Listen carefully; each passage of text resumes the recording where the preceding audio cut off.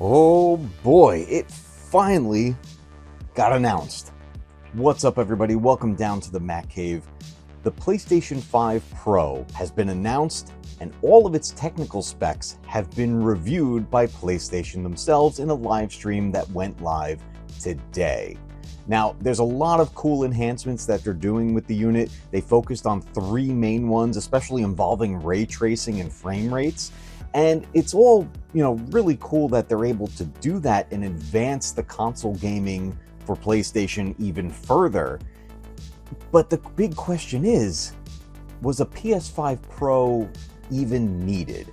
And what does this mean for existing PS5 owners, especially those with a disk drive included, like myself?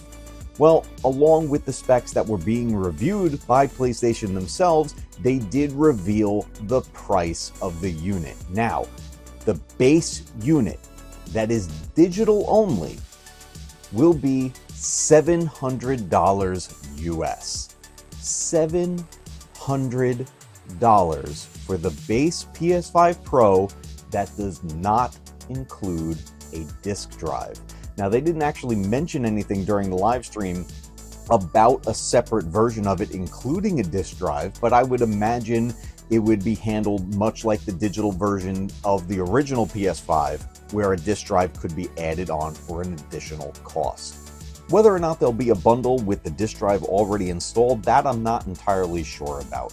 But if it does, it'll obviously be more than $700. So what does this mean for PlayStation players? Well, if you have yet to purchase a PS5, and this is now your entry into the PlayStation 5, yes, $700 is a very high price tag, but you didn't spend the $600 prior to get the previous version. So I feel like this Pro will mostly be sold to new players, to new owners of the PS5.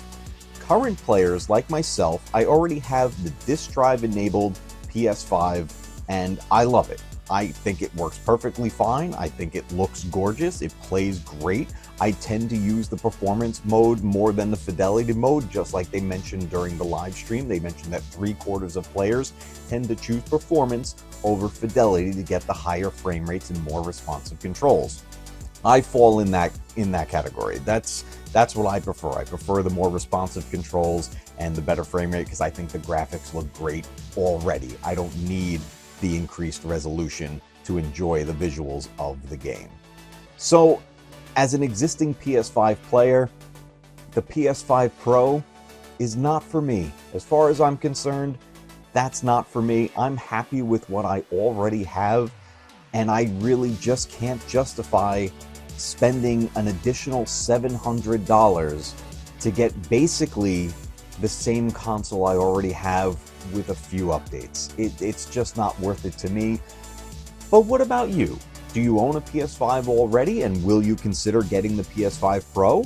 Or do you not have a PS5 yet, and the PS5 Pro has been what you've been waiting for? Let me know down in the comments what you think about the announcement of the PlayStation 5 Pro, its price tag, and all of its capabilities. Until next time, everybody, remember, keep retro gaming alive, because one day, your games will be retro too.